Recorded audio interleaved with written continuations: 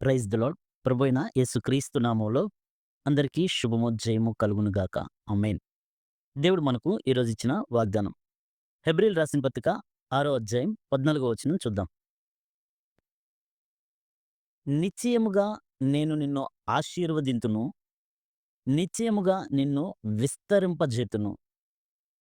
ఈ వాగ్దానం అబ్రహాం గారికి దేవుడు వాగ్దానం చేశాడు. అయితే ఈ వాగ్దానం చేసినప్పుడు దేవుడు ఏమని చెప్తున్నాడంటే, ఖచ్చితంగా నేను నిన్ను ఆశీర్వదిస్తాను. నిశ్చయముగా నిన్ను విస్తరింప చేస్తాను అని వాగ్దానం చేసిన తర్వాత, ఈ వాగ్దానం మొదలవ్వడానికి ముందు అంటే నెరవేర్పులోనికి మొదటి అడుగు వేయడానికి 25 సంవత్సరాలు పట్టింది అబ్రాహాం గారికి.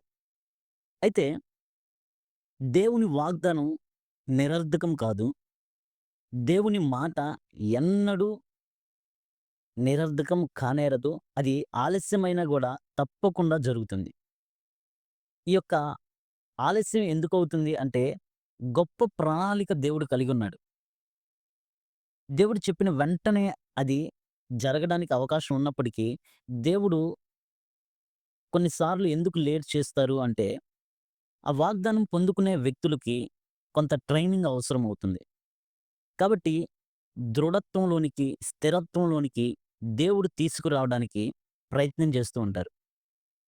మరి అబ్రహాం గారు ఎన్నో సార్లు అలసిపోయి ఉంటాడు. ఎన్నో సార్లు అడిగి, అడిగి విసిగిపోయి ఉంటాడు. మరి శారా తల్లి గూడా ఎదురు చూచి, చూచి, చూచి చాలా నిరాశ చెందే ఉండుంటుంది. అబ్రహాం గారు 15వ అధ్యాయంలో, "నువ్వు నాకు ఏమిస్తే నాకేంటి ప్రభువా? నా దాసుడే కదా! నా ఆస్తి మొత్తానికి యజమాని" అని అంటాడు. అప్పుడు మళ్ళా దేవుడు అబ్రహాంతో మాట్లాడి అబ్రహాంను బలపరుస్తారు.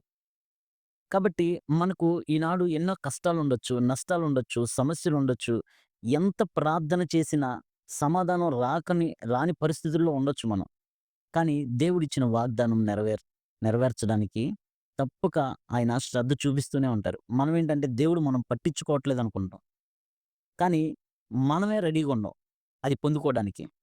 కాబట్టి దేవుడు ఈ వాగ్దానంలో 2 వాగ్దానాలు చేశారు. నిశ్చయంగా నేను నిన్ను ఆశీర్వదిస్తా అన్నారు. నిశ్చయంగా నిన్ను విస్తరింప చేస్తానన్నారు. విస్తరింప చేయడానికి ఎంత కాలం పట్టింది? ఈనాడు అనేక మంది విశ్వాసులకు తండ్రి అబ్రహాం అంటారు. మరి అబ్రహాం కంటే పితరులు ముందుగా ఉన్న పితరులు విశ్వాసులకు తండ్రి కాదా? విశ్వాసం గలవారు కాదా? మరి అబ్రహాంకి ఆ పేరెందుకిచ్చారు? ఓపిక, ఓర్పు, సహనం ఎదురు చూసాడు అబ్రహాం. ఆ యొక్క ఓపికతో స్థిరత్వం, దృఢత్వం వచ్చింది అబ్రహాం గారికి. కాబట్టి దేవుడు కొంత లేట్ చేస్తున్నాడంటే అది మన మేలుకే అని మనం విశ్వసించాలి. మనకు ఆశీర్వాదం రావట్లేదు, మనం అనుకున్న పని జరగట్లేదు అంటే అది మన మేలుకని గ్రహించాలి. దీనికి మంచి ఉదాహరణగా తప్పిపోయిన కుమారుడు. తండ్రిని అడుగుతాడు, "నా ఆస్తిలో నాకు రావాల్సిన నా భాగం అంతా ఇచ్చేస్తే నేనెళ్ళిపోతానంటాడు."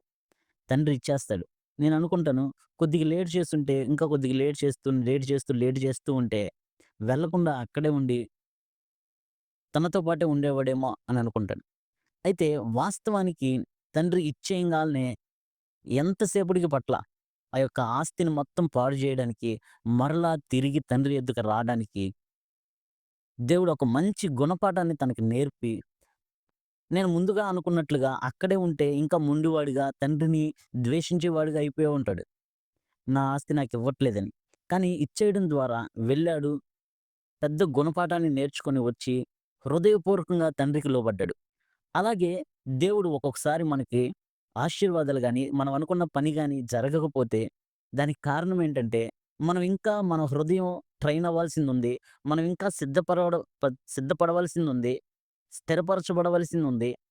హృదయపూర్వకంగా సమర్పించుకోవాల్సినవి ఇంకా ఉన్నాయని మనం గమనించాలి.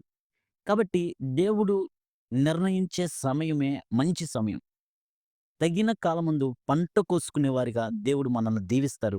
దేవుడు మాట ఎన్నడూ మర్చిపోడు. మనమైనా మర్చిపోతాం గానీ, దేవుడు ఎప్పటికీ మర్చిపోరు. కాబట్టి ఈ వాగ్దానం మనం పొందుకోవడానికి లేట్ అవుతుందని బాధపడకుండా, ఇంకా మంచిగా మనల్ని ట్రైన్ అవ్వడానికి మనల్ని మనం సరిజేసుకుంటూ, దేవుని ఎదుట నిందారహితులుగా, దేవుని ఎదుట పరిశుద్ధులంగా, దేవుని ఎదుట ఖచ్చితమైన వారుగా ఉంటే, దేవుడు త్వరగా మనల్ని ఆశీర్వదిస్తారు, దీవిస్తారు. తగిన సమయంలో పంట కోసుకునేటట్లుగా దేవుడు సమయోచితమైన సహాయం చేసేవారిగా దేవుడు మనల్ని దీవిస్తారు. ఇటు కృప దేవుడు మనందరికీ దయచేయునుగాక. ఆమేన్. Praise the Lord. ప్రభువైన యేసుక్రీస్తు నామములో అందరికీ శుభము, జయము కలుగును గాక. ఆమేన్.